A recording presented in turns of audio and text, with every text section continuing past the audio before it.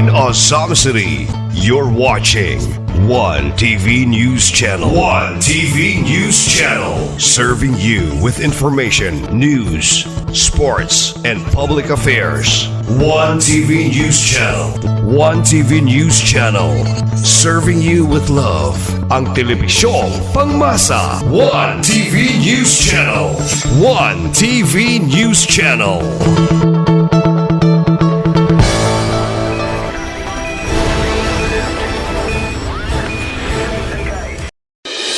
Oras na aron masayod tas mga nagunang mga balita ug mga labas nga mga impormasyon. Aniya na ang One TV News Break. One TV News Break. Kauban si Johnny Tome. Magadalit ka nato sa mga nagunang mga balita, sulod ug gawas sa atong dakbayan, mga nagpugasi nga mga issues ug mga nagbagang impormasyon. One TV News Break. One TV News Break. Kauban si Johnny Tome ug karon aniya na ang inyong anchorman Johnny Tome alang sa One TV News Break. News Break.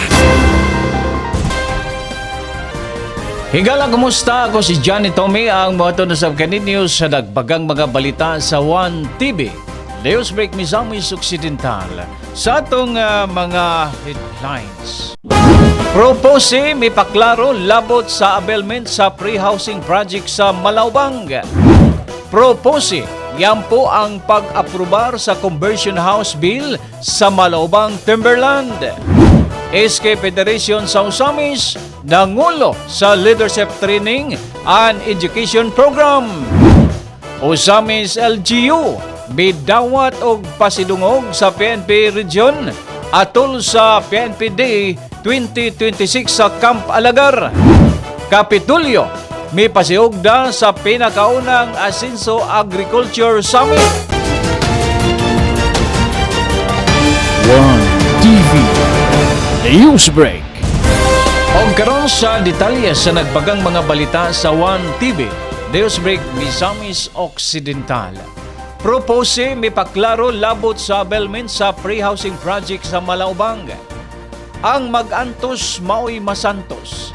Daw ingon ini paghulagway sa mga organizer o mga miyembro sa Propose o Federation of Rural and Urban Poor Organization of Usamis City Incorporated.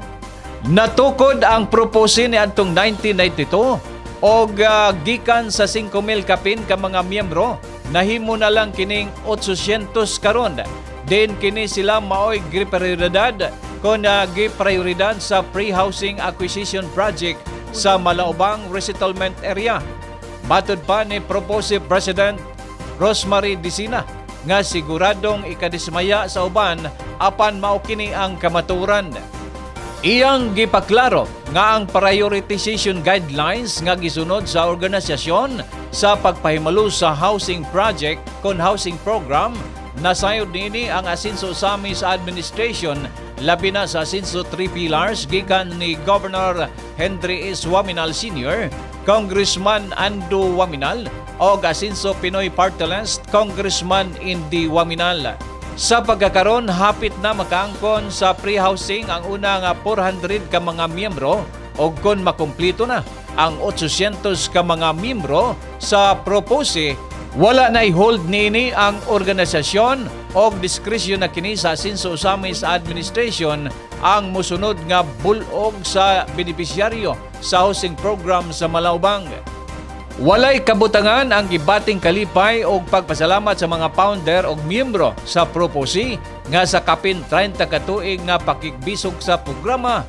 Ninilang administrasyon sa Asenso nahatagan og katumanan nga gisugdan ni adtong 2019 sa panakop nga termino isip kongresista sa ikadang distrito nga karon Governor Henry Waminal og sa pag-abag ni Congressman Ando Waminal nga niadtong higayuna siya ang mayor sa Usamis og padayon kining gisuportahan sa administrasyon ni Mayor Indy Waminal.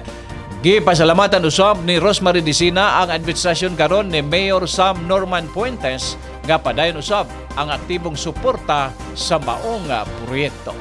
Dili ingon nga igong kasayon ang among pagsulod dinhi. Girisgo namo ang among mga kinabuhi. Girisgo namo ang among mga dungog, no?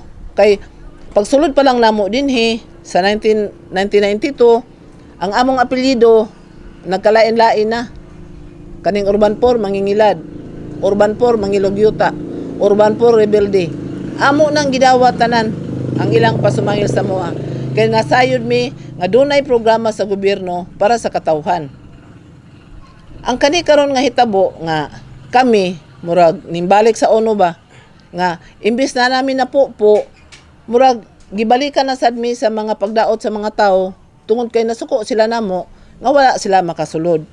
So kani ako lang ni siyang gi-emphasize nga sa pagsulod namo dinhi among kabubuton sa organisasyon.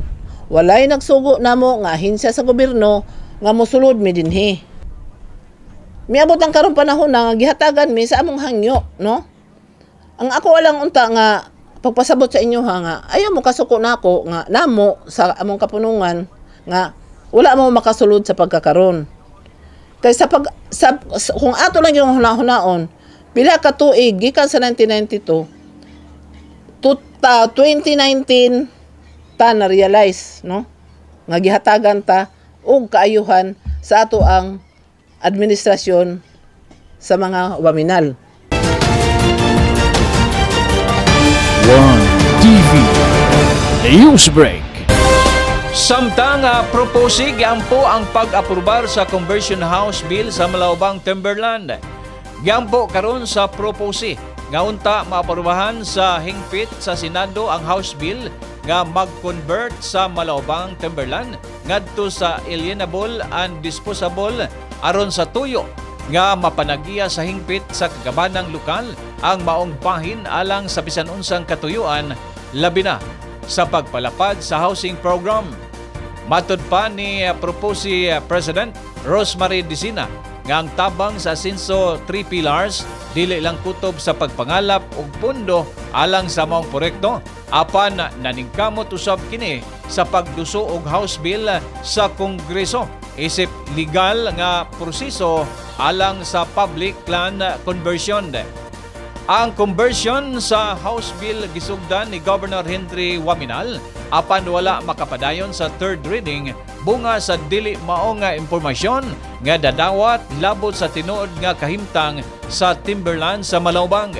Sa paningkamot karon nila ni 2nd District Congressman Andrew Waminal o ni Asenso Party List Congressman Indy Waminal sa katapusan nakalampo sa lower house o karon ana sa posisyon sa Senado nga maoy gilauman sa proposi nga makalampo sa Senado o sa katapusang bahin ang approval ni Presidente Bongbong Marcos aron pinal nga mamahimong palaod. One TV Newsbreak. Sa laing bahin, SK Federation sa Usamis nangulo sa Leadership Training and Education Program. Usa ka mabungahon ang gipahigayon nga Leadership Training and Education Program na LTEP sa sangguniang kabataan SK Federation sa Usamis kon sa Usamis City ni adtong adlaw ilalom sa inisyatiba ni SK Federation President og City Councilor John Pel Duay Lungsod. Mitambong sa maong kalihukan ang halos tanang SK chairman sa 51 ka barangay ning syudad nga nagtumong sa pagpalig-on sa ilang kahibalo o kapasidad sa pagpangulo sa serbisyo publiko o responsibilidad isip mga leader sa kabatanunan. Sa iyang mensahe, gibutyag ni Councilor Duay Lungsod ang iyang dako nga pagpasalamat sa kanunay sa Asenso Usamis Administration nila ni Mayor Sam Norman Puentes ingon man sa padayon nga suporta og pag-abag ni Governor Henry Waminal, Congressman Andrew Waminal og Asenso Pinoy Congressman Indy Waminal nga mitabang aron na mamahimong malampuson ang maong programa. Matud pa niya ang maong training pinaagi sa DepEd, PNP Usamis, LYDO o DILG. Kini usa ka dakong lakang aron mas maandam ang mga leader sa kabatanunan sa pag-atubang sa mga hagit sa serbisyo publiko o sa paghatag og epektibo nga programa alang sa ilang mga barangay. Gilauman nga pinagi sa maong kalihukan mas mapaligon pa ang papel sa iski isip kaabag sa lokal nga panguluhan sa pagpalambo sa Osamis City. Ilabi na sa mga programa alang sa kabataan. At the same time, magkakatulong tayo siya sa pwede madalas sa mga barangay in relation to pangalagad sa tuwang barangay na panguli. No? Pila na lang kabulan, mag-iyan ang tag ng iyan tagdalan sa tuwang personal na pinabuhin. So, unas na lang, atong pagpakan sa tuwang mga resource speakers na mag-invite na nakakaroon. Pagka si Martin Dia from Osamis Senior Education Program Specialist 2.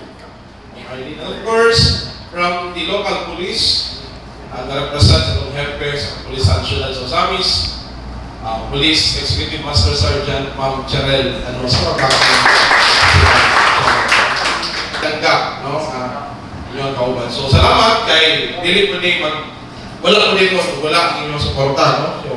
So mag-unsa ko na mga gihimo nga preparasyon o wala po mo. So, ano po pagpakan ang atong mayor Ciudad sa Osamis, Mayor Sam Norman Conferences, sa kanunay, niya suporta. Ito, dilataw lang yun, sa kasimana gamay. Ito, pagsakot lang yun ang ulang. Tungod kay, napoy gusto na ipagod si Mayor Sam. So, muna na-delay na gamay. And most especially, bining event. So, inun siya na, why not lang po yung leadership training para dili po dalsi ang pag-overnight lang ang lingaw lang. So,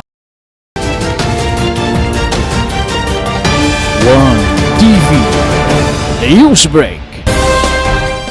Samtang Osamis LGU midawat o pasidungog sa PNP Region atol sa PNP Day 2026 sa Camp Alagar, Osamis City gipasidunggan isip Best LGU Component City sa PNP Day 2026. Gila ang kagamhanan sa dakbayan sa Osamis isip Best Local Government Unit LGU Component City sa Tibok Region atol sa selebrasyon sa PNP Day 2026 karong niadtong Pebrero 9, 2026. Ang pasidungog gihatag sa Police Regional Office 10 Pro 10 dito sa Camp First Lieutenant G. Alagar sa Lapasan. Ubos sa timang serbisyo nararamdaman kapulisang maasahan. Gipasidunggan ang Osamis City tungod sa ilang walay paghubas, gasuporta ug aktibong pakigalayon sa Philippine National Police alang sa pagbintinar sa kalinaw ug kahapsay. Si Attorney Marcilian Mars Tapayan, chairman sa Peace and Order Committee, ang midawat sa award isip representante ni Mayor Sam Norman Gopuentes. Sumala sa report, kini nga garbubunga sa mga malampusong programa sa dakbayan sama sa pagpakusog sa crime prevention o community-based policing. Lig-on nga suporta sa mga operasyon batok sa illegal nga druga, mayong relasyon tali sa kapulisan o sa komunidad. Sa usa ka pahayag, nagpaabot sa ilang dako nga pasalamat ang Osamis City PNP kon Police Station ngadto sa LGU sa padayon nga pagsalig.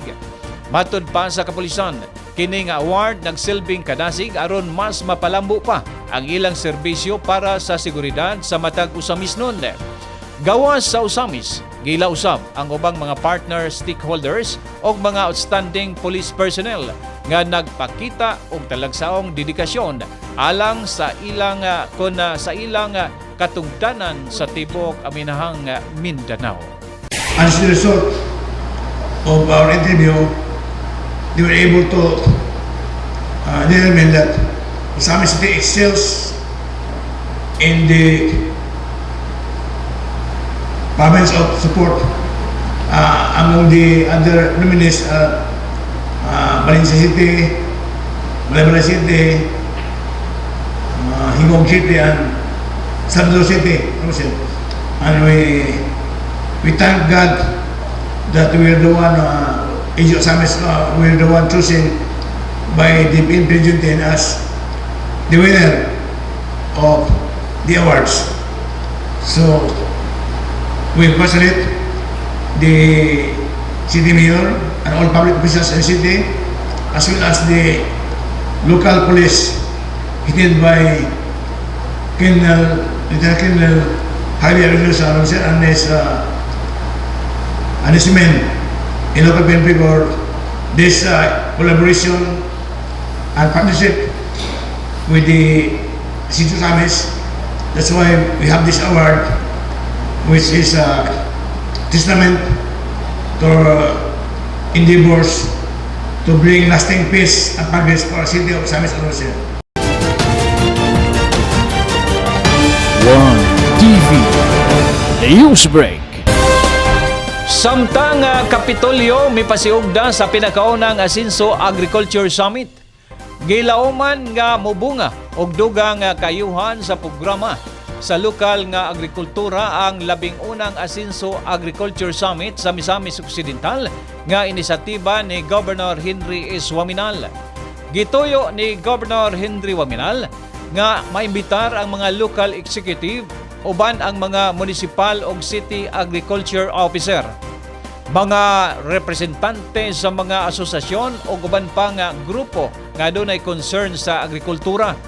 Aron personal gayod nga madungog ang dugang panghangyo sa matag grupo o masayran usab kung unsa na ang kahimtang sa lokal nga produksyon dili lang sa bugas humay apan lakip na ang ubang agricultural products.